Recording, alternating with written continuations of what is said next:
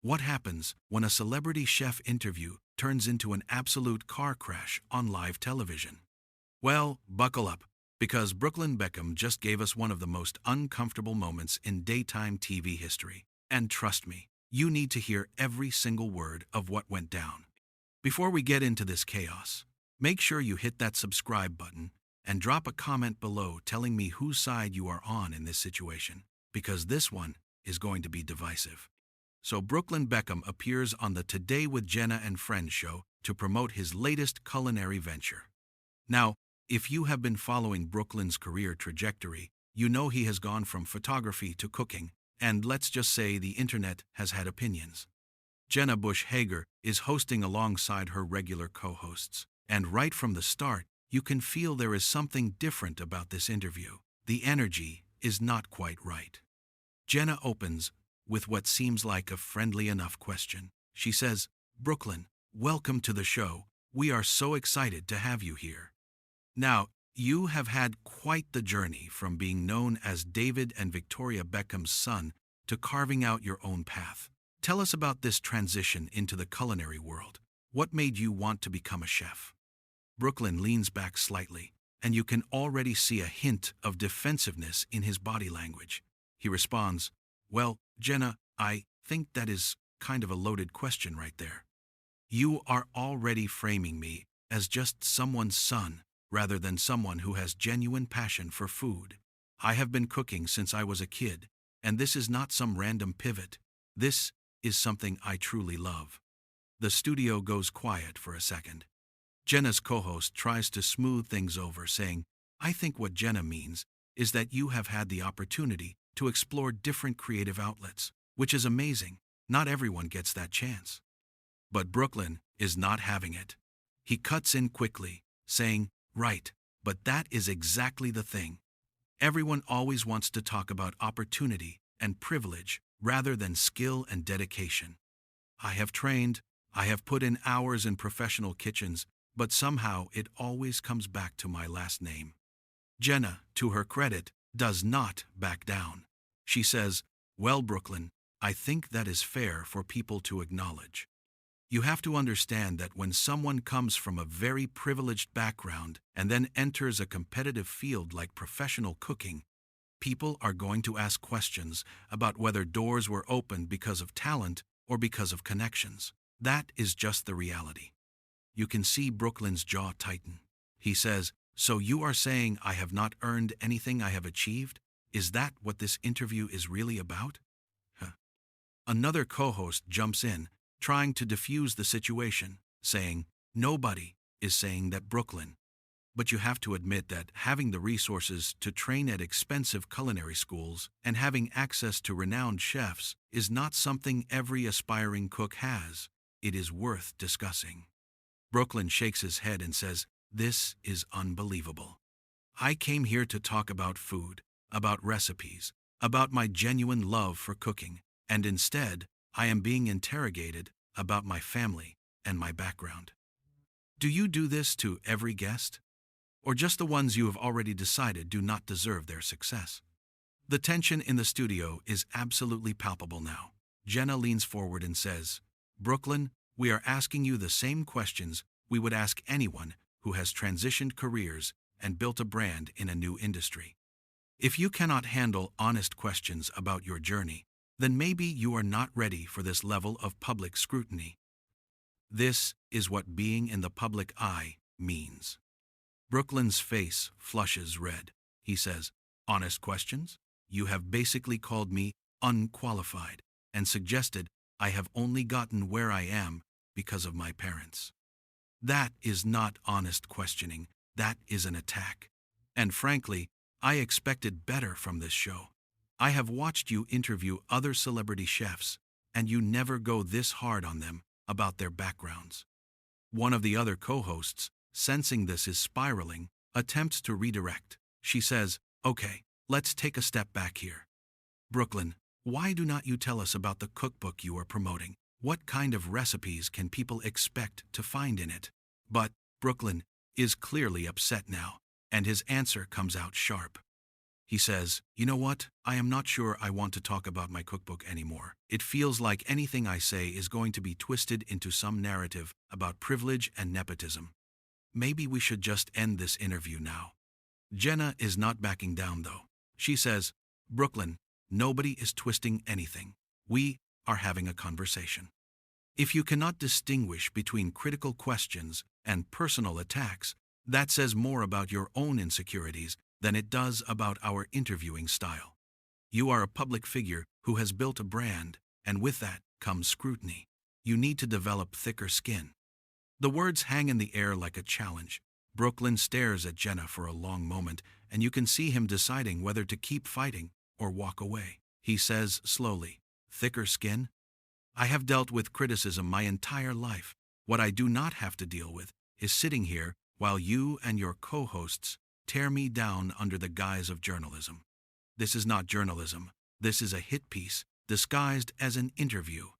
Another co-host tries to interject, saying, "Brooklyn, that is really not fair.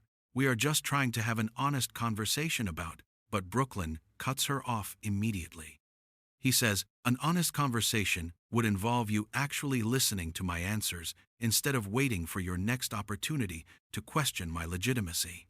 Every single question so far has had an underlying implication that I do not belong in this industry." Jenna's expression hardens. She says, "If you feel that every question about your background and your journey is an attack, then maybe you need to examine why you are so defensive. Plenty of people who come from privilege own it and use their platform to acknowledge it. The fact that you are getting this worked up suggests you know there is some truth to what we are saying." That comment clearly strikes a nerve. Brooklyn's voice rises slightly as he says, "So now you are psychoanalyzing me? This is incredible. I agreed to come on this show to talk about food, to share recipes that I am passionate about, to connect with people who love cooking. Instead, I'm sitting here being told that my success is not real, that my passion is not genuine, and that I should just accept your criticism because I was born into a famous family." The studio audience is completely silent now, watching this confrontation unfold in real time. One of the co-hosts, clearly uncomfortable, says, "I think maybe we all need to take a breath here. This conversation has gotten more heated than anyone intended. Brooklyn, we do want to hear about your cookbook and your passion for cooking. Can we start over?" But Brooklyn is shaking his head. He says, "No, I do not think we can start over. You have made it very clear what you think of me and my career. And honestly, I did not sign up to be disrespected on national television. I have been nothing but polite since I sat down here, and all I have gotten in return is judgment and condescension." Jenna leans back in her chair and says, "Brooklyn, if you think these questions are disrespectful, you are in for a very difficult career in the public eye. This is mild compared to what other chefs and public figures face. The fact that you cannot handle it speaks volumes. And, you know what? Maybe that is the real story here. Not your cookbook or your recipes, but your inability to face legitimate questions about your path to success." Brooklyn stands up abruptly, his chair scraping against the floor.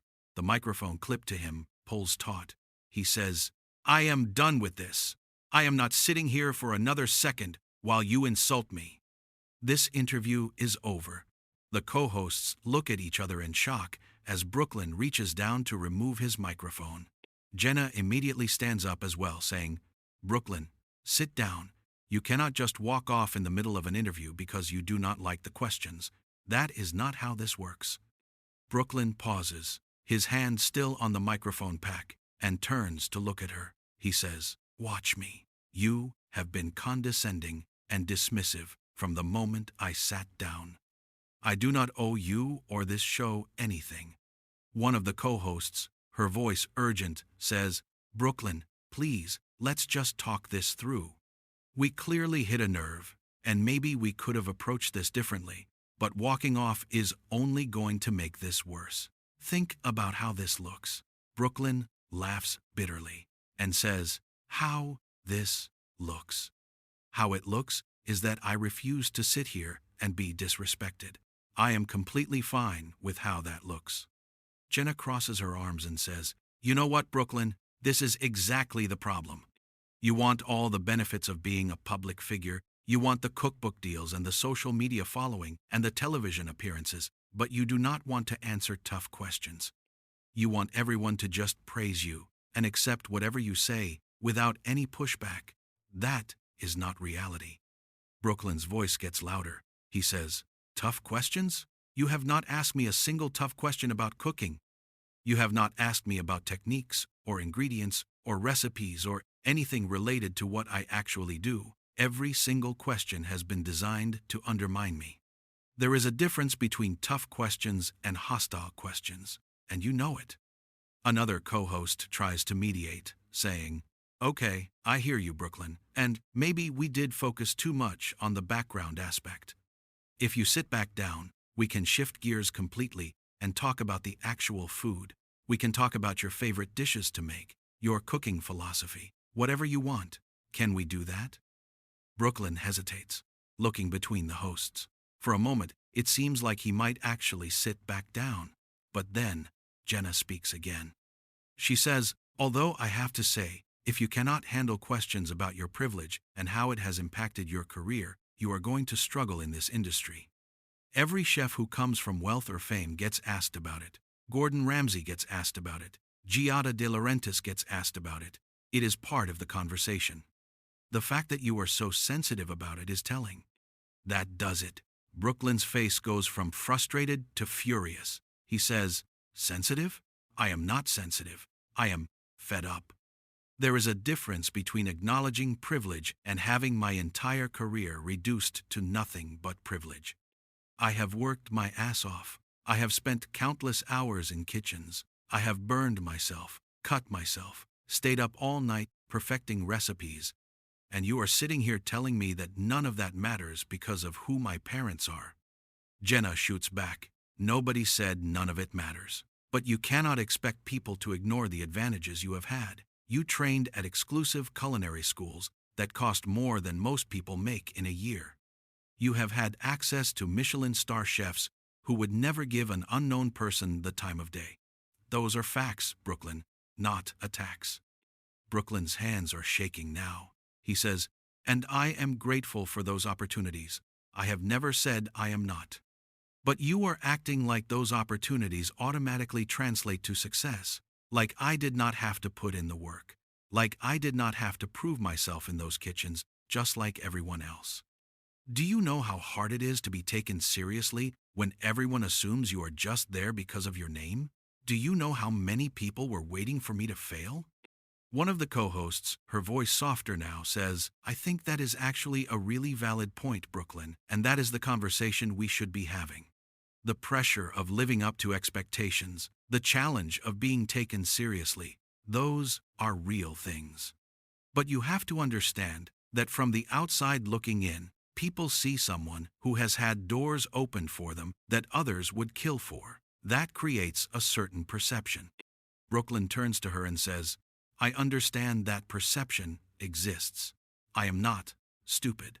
But this interview has not been about exploring that perception or having a nuanced conversation about it. This has been about you all deciding before I even sat down that I am just a spoiled rich kid playing at being a chef. You have already made up your minds. So why even have me on the show?" Jenna steps closer and says, "We had you on the show because you are promoting a cookbook and presumably you want people to buy it.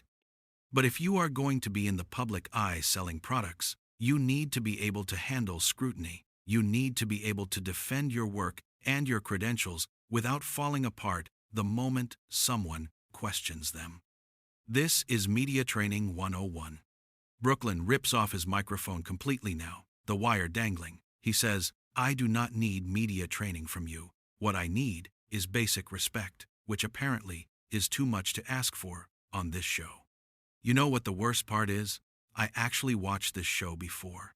I thought you all seemed genuine and kind. I thought this would be a fun, lighthearted interview. I was so wrong." Another co-host stands up now too, saying, "Brooklyn, I think we are all saying things in the heat of the moment that we might regret. Can we please just take a 5-minute break, reset, and come back to finish this interview properly? Nobody wants this to end badly. But Jenna interrupts her, saying, "Speak for yourself." I think this is ending exactly how it should. If Brooklyn cannot handle honest conversation, he should not be doing interviews at all. Brooklyn stares at Jenna with genuine disbelief. He says, "You are unbelievable. You have been antagonistic from the start, and now you are acting like I am the problem for calling it out." This is gaslighting at its finest. You create a hostile environment and then blame me for reacting to it. Well, I am not playing that game. Jenna's voice goes cold. She says, "Gaslighting? Really, Brooklyn? You are throwing around psychological terms now because you cannot handle criticism? This is not gaslighting. This is you being confronted with uncomfortable truths about your career and your background and not liking it. There is a massive difference." Brooklyn starts walking toward the edge of the set. A producer, off camera, can be heard saying something urgent, but the words are not clear. Brooklyn turns back one more time and says, "You know what? You all can sit here and pat yourselves on the back for your hard-hitting journalism or whatever you want to call this ambush, but I know the truth about my work. I know how hard I have pushed myself, and I do not need validation from people who have already decided I am not worthy of my success." One of the co-hosts, sounding almost desperate now, calls out, "Brooklyn, please, let's not do this. Let's not let this interview end like this. We can still turn this around." But Brooklyn is already moving away, and Jenna is not done talking. She says loudly, "You are making a huge mistake walking off this set. This is going to follow you. People are going to see this, and it is going to confirm every suspicion they have about you not being able to handle pressure." Brooklyn stops and turns around one final time. His voice is shaking with anger as he says, "Let them think whatever they want. I would rather be seen as someone who walked away from disrespect than someone who sat there and took it just to promote a cookbook. Some things are more important than publicity, and self-respect is one of them." Jenna laughs sharply and says, "Self-respect? You are throwing a tantrum on live television because we asked you legitimate questions about your career path. If anything, you are proving every critic right. You are showing that you cannot handle the heat, which is pretty ironic for someone who claims to be a chef." That comment seems to hit Brooklyn harder than anything else said so far. He takes a step back toward the interview area, and for a second it looks like he might actually come back to continue the argument. His face is flushed, his fists are clenched, and you can see him struggling with whether to respond or just leave. The entire studio is holding its breath, cameras still rolling, capturing every second of this meltdown. Brooklyn's voice comes out low and intense. He says, "That is a cheap shot, and you know it. You are really going to mock my profession now? You are really going to make cooking puns while you sit there and tear me down? This is what passes for quality television at NBC? This is what you are proud of?" Another co-host, clearly mortified by how this has spiraled, says, "Brooklyn, Jenna, can we all please just—" But Jenna cuts her off.